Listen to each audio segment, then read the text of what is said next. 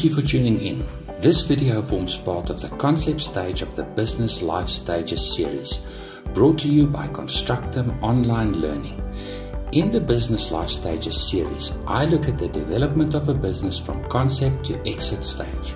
At each stage of the development of the business, I look at the main outcomes you must achieve, the particular business aspects you need to address, and the specific skills you need to develop. You have a business idea. You have proven the concept to yourself and are now ready to set up shop. So what will be the legal structure of your business? There are 4 main business types. Let's look at these in more detail. A sole proprietor. This is simply you running the business in your private capacity instead of setting up a separate legal entity. There are no legal costs to operate as a sole proprietor.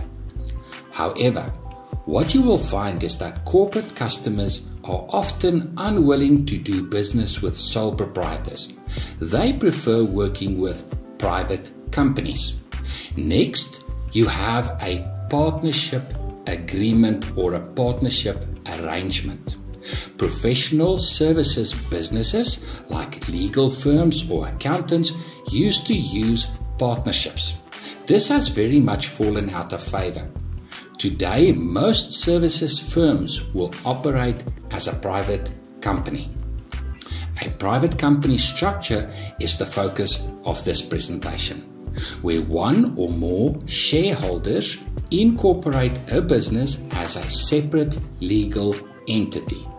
The company then operates as a completely separate legal entity from its shareholders. If you are going to do business with other businesses, then you really need to run your business as a private company.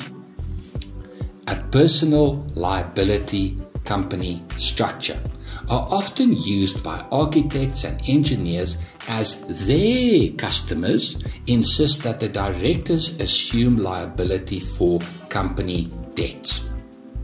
So how do you set up your business as a private company? You visit the Companies and Intellectual Property Commission website and download the standard format Memorandum of Incorporation. This format will work for most startup businesses. But if you have a more complex structure with many shareholders in mind, you may have to consider getting a commercial lawyer to draft a bespoke document for you. Next, you download the Notice of Incorporation and submit the completed documents together with a prescribed fee to the Commission. And there you have a company registered.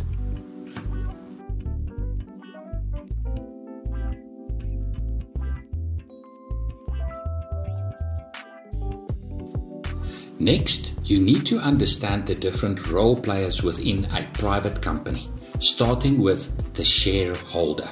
The shareholder is the owner of the business and has an interest in the business in the form of a shareholding or security. There are no limits to the number of shareholders a business can have. No minimum capital amount is required. You can start a business with R1. A shareholder can also be either a natural person or another legal entity.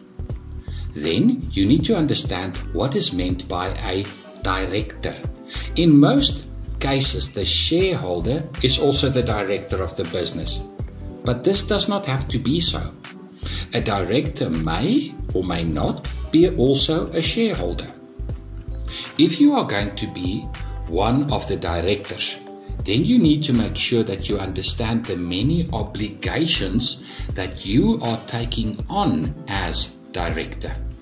You become the custodian of the business and must act in the best interest of the business and its shareholders, not only from a moral, ethical perspective, but certainly from a legal perspective. So a business could have a shareholder at the top, with a number of directors with no shareholding in the business. A company structure might look something like this. 3 shareholders, of which one is a business and the other 2 are natural persons. One of the shareholders is also the director. For a moment, think forward to when the business might want to secure financing. Can you see that prospective financiers will want to understand the ownership and management structure of the business as part of their assessment? So why would you go to all this trouble of setting up a business as a private company? Credibility. Prospective customers want to deal with a business entity. They want to know that there is some oversight and that the business has to comply with basic financial reporting. Separation of finances. One of the benefits of running your business as a private company is that it can potentially limit your personal liabilities. The business takes on its own debt. Now, financiers often seek to circumvent this by insisting on personal surety from the directors of the business for commercial finance. More on that in later videos.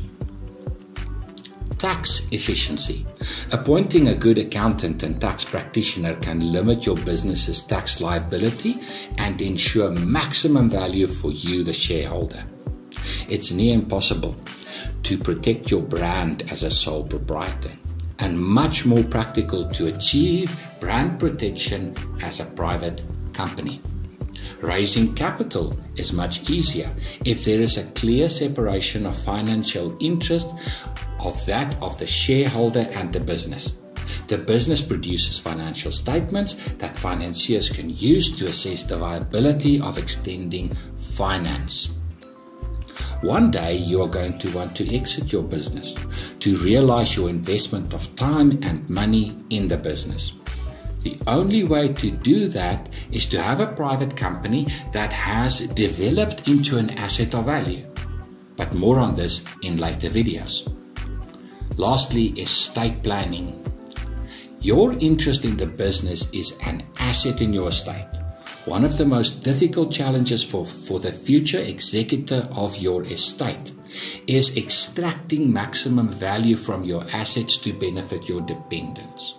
Incorporating your business facilitates the liquidation of the asset or the transfer of the ownership in the business to the next generation.